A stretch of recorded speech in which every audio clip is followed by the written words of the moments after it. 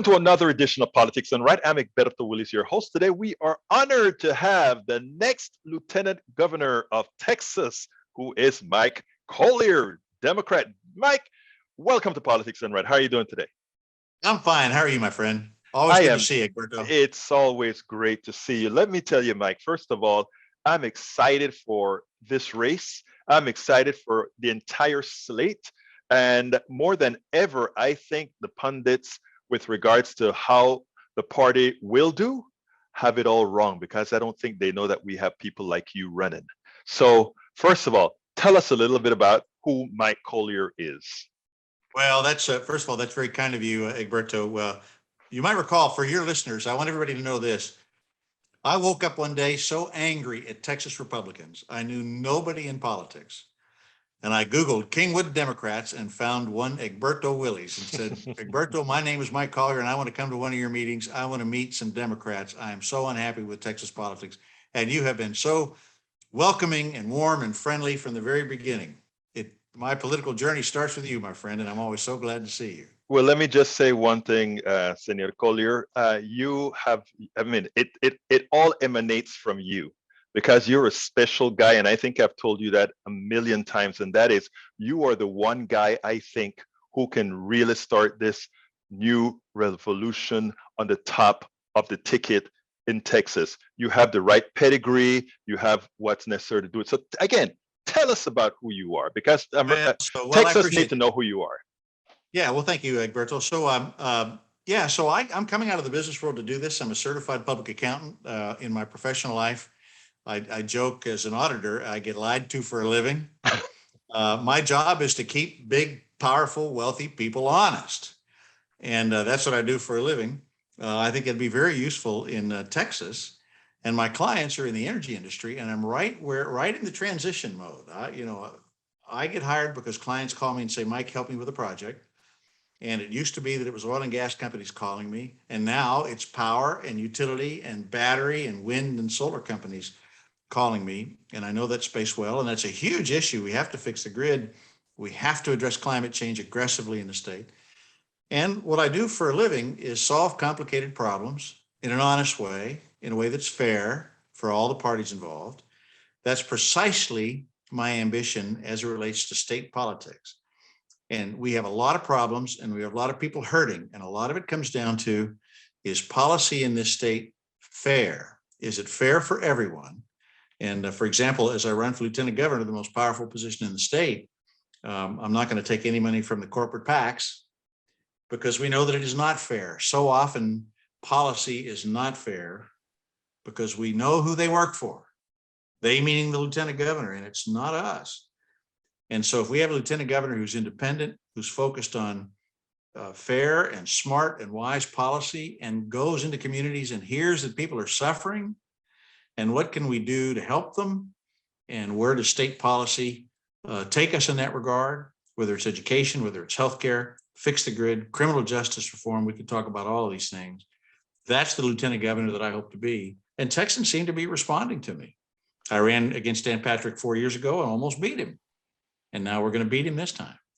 I think you will. You know, it's interesting because that's what I've always admired about you, and that is that you are able to listen to everybody, no matter what part of the spectrum politically they stand up, because you realize one of the important things, and that is we're all Texans, we're all Americans, and therefore everybody needs to be listened to. So what I want to, the way I want to start this is I want to first ask you, when you become lieutenant governor, what is the first thing that you're going to do? You know, you gave a litany of things that you wanted that's a problem in Texas. Where are we going to start? Yeah, so in a broad sense, the power of the lieutenant governor is to set the agenda. And the Senate works on whatever the lieutenant governor says we need to work on. And all you have to do is look at what the last lieutenant governor, Dan Patrick, the guy on his way out, look what he did. One of his agenda items was to cancel a woman's right to choose, right? He set that agenda and he achieved it through a very unconstitutional law with vigilante, and it's wrong. So this lieutenant governor is going to set the agenda that I'm going to set is to reverse those policies that are bad policies, reverse the policies as to a woman's right to choose, because I believe a woman does have a right to choose. Texans agree with me on this. Lieutenant Governor is going to say, make it so that people can, in fact, vote. Make it easy for people to vote, participate in democracy. Set the agenda so that we fix the damn grid. Set the agenda so that we deal honestly with criminal justice reform. Set the agenda so that we're working on legalizing marijuana, which I think would be very good and very important for the state. So there's one thing you do, which is to set the agenda that is pro-Texan. And then a lot of other things fall underneath that. And we do have to accomplish quite a lot. It's a big and complicated state, and we've been under the thumb of a zealous regime who have done a lot of really bad things to us policy-wise, and we have to reverse those. Now, interestingly, many of our Republican brothers and sisters, and I really differentiate between our Republican brothers and sisters, the voters versus the politicians. Because the voters, Democrats, Republicans, Independents, they're all good people. What we have to concentrate on is what the politicians have done to us. In our rural areas, Yoakum, Texas, all these other parts of Texas that we can talk about, we have started to see, or not started, we've been seeing hospitals close, all these major issues with healthcare. Even though Texas has not thousands, not millions, but billions of dollars sitting on the table that we can use to make Texans healthy. What are you going to do about that? Well, if you start with the fundamental proposition that healthcare is a basic human right, then we're in a very rich nation, a very rich state within a very rich nation. We certainly can afford it. Healthcare is a basic human right. Do we or do we not as Texans agree with that? I believe that we do, Egberto. And you mentioned drawing a distinction between Republicans as our neighbors and the politicians. I do believe that the majority of Texans believe it's a fundamental human right. So then the debate, therefore, is only what's the most effective and fair way to achieve access to everybody to health care. That's where the debate should be. Now, there's a couple of steps that we need to take in the state right away. There's a low-hanging fruit, expanding Medicaid. It's right there for the reach. 38 other states have done it. There's no reason why Texas shouldn't. It's ready to go. It's a simple up or down vote in the Senate. It's the work of 15 minutes. If we had a lieutenant governor that said, we're going to vote on this thing, the vote would be yes. Even Republicans, I believe, would vote for yes, because the vast majority of Texans believe that to be the case. That will help with hospitals closing. Then the next step is, let's make sure that we deal with hospitals closing. Let's make sure that we have broadband so that you have telemedicine projected into places where you don't have a specialist, but you need specialist care. Then let's pivot and let's talk about the cost of healthcare, because there's an awful lot of middlemen that aren't making people healthier. They aren't inventing new drugs, but they're making themselves quite rich. So let's smoke that out so that our money is done efficiently and so people can afford healthcare. Those are the steps that we need to be taking, and Texans support that, including Republicans. It is not partisan. It's just good sense. There are reasons why the partisan politicians won't go anywhere near that. And this is the thesis of my campaign and my aspiration in politics is the Republicans have a very, very small base that they pander to win their primary and then to win their general. What percentage of Texans is that base? It's small, Egberto. Maybe 15% of Texans. They are the ones that are driving policy. The rest, the other 85% of us, look at that policy and say, what are you guys thinking? And when we release ourselves from the grip of that 15% by having real political competition, then all of a sudden the majority of Texans are saying, look, what you're doing is not smart. Let's be smart and let's live our values. Now, I have been concerned for some time here in Texas in that I see and I don't know, I don't want to point fingers, let's say at the party or anything of that nature, but I feel like we are not grabbing, I see you doing it, but I don't see a lot of folks grabbing the bull by the horns and putting it out there, just like you've articulated about healthcare, just like you've articulated about the grid, just like you've articulated about the justice system. You're coming out and saying, this is what I want to do. You're giving an assertive message. I have too often watching the debates around the state, seeing people taking a defensive posture when they really should be on the offensive. We want to do what's right by Texans.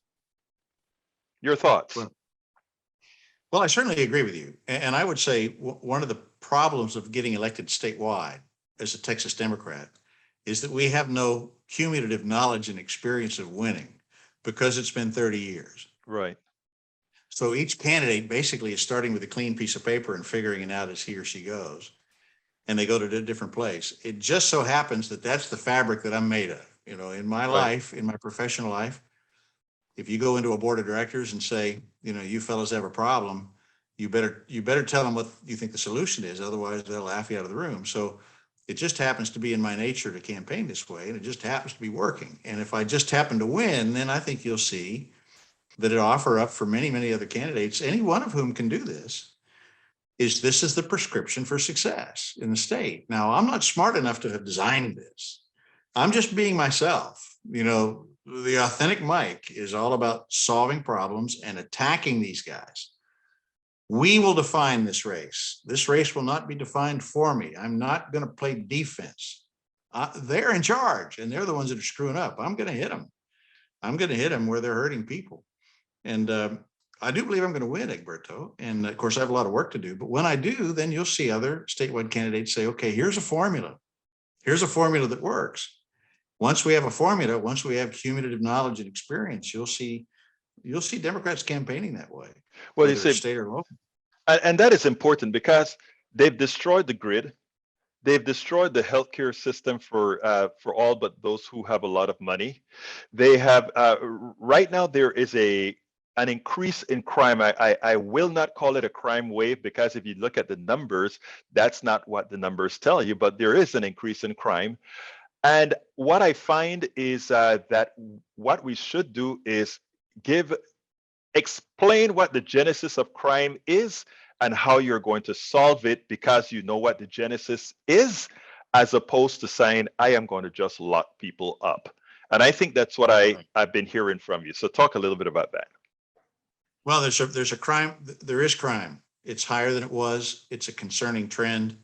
I think everybody ought to be focused like a laser beam on this because people in their communities, they want to feel safe in their communities. And there's so many elements to it. Where does the state get involved? One thing the state can do is deal with jobs and poverty, Right. jobs and poverty and infrastructure. And so that's a very important education. I mean, the state has to do its job to make sure that young, as infants, have a place to go to learn and get a taste of learning and feel safe and build relationships with teachers. Pre-K is so important. Education is a big, big, big part of this. Then there's good paying jobs in communities where you have a lot of people that need good paying jobs and they don't feel like they've got economic upside and economic security. So we need to take steps so that we're investing proactively. There's a lot of money that can be made in communities that are being overlooked. So the point is that you can invest, it can be profitable not only for the investors, but profitable for the workers and their families. Then what follows that is transportation. What follows that is infrastructure. And so there's an awful lot that the state can do. Those things all factor into crime. What the state doesn't do is individual police force work.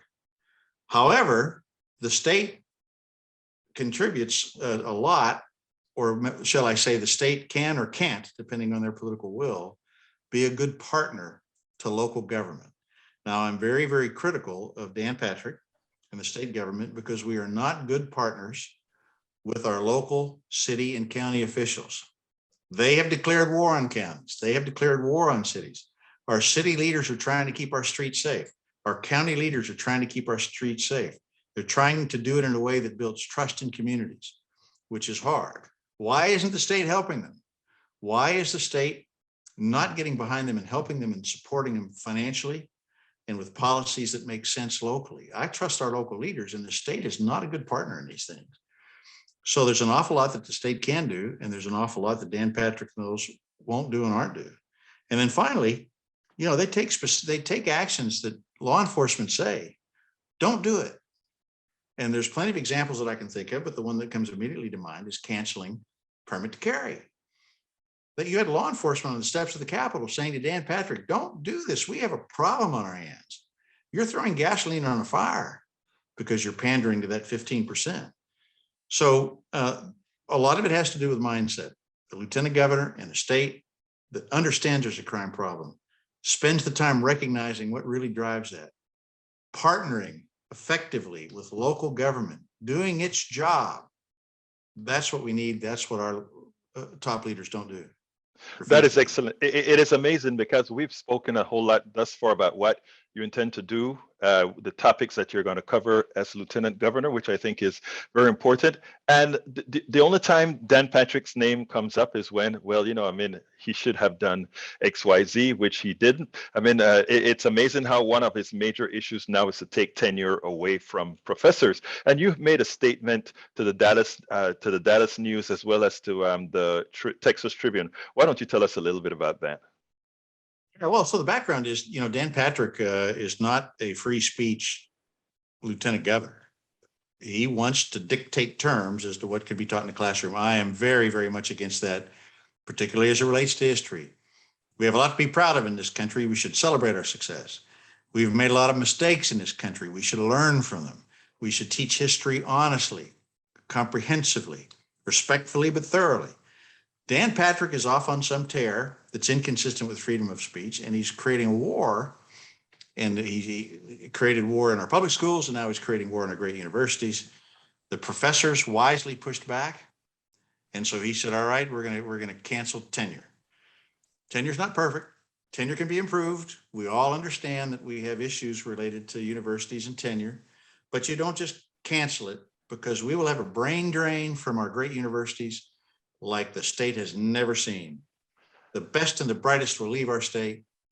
It'll have a tremendous impact on our great universities. It will therefore have a derivative impact on industries that thrive on the relationship between their industry and our universities. It'll be a devastating impact on our state. And the fact that Dan Patrick would actually advance that out of personal pique is not rational at all." The reason I wanted to ask that as one of my last questions is because exactly that. Whenever you make decisions, these decisions can have impacts that way exceed the narrative, way exceed that little pet peeve that you're talking about. Well, the last question I always ask everybody, Mike, is tell me something that you wish I had asked you that I didn't. Okay, well, yes. You didn't ask about public education. Mm-hmm. Because we have so many other things that are on our minds. And as you know, Egberto, because we've known each other for a long time, my decision to run in the first instance, many years ago, was to be the undisputed champion for public education, because that's where the students are. And we've got some schools that are very, very successful, and we got some schools that need our help. And we know that there's racial bias in this. You didn't ask about education because we have so many other things to distract us. But I know when I get on the stump, I start there because I am not a glib and transient politician looking for way. I am devoted to education. If we don't get education right, we're not going to get anything right. And we have a moral obligation to every single little boy and girl, regardless of the community they're born in, regardless of the circumstances, regardless of their race, their religion. We have an obligation to every little boy and girl in this state to give them a shot at success and to be good citizens, and it starts with education. Mike Collier, the next Lieutenant Governor of Texas. Thank you. In fact, thank you so kindly for bringing up education, which I should have asked. But you know what? That proves that you will do the job, because whether we remember to ask it or not, whether we know that it's needed or not, you're right there. Thank you so kindly for having been on Politics and Right. As always, Egberto, great to see you. Thank you. We spend a lot of time deconstructing the news, trying to parse it into a form that everybody can understand. We try to find those little nitpicks where it flies above the fray, etc. If you really like these videos that we do, I want to ask a big favor. Please go ahead. Number one, subscribe to our channel, and number two, please join if you can. Thank you so kindly for watching. Keep watching. Please remember to share. We must populate the entire internet with our progressive message, a message that we know is what most Americans say that they want. So help us, please join.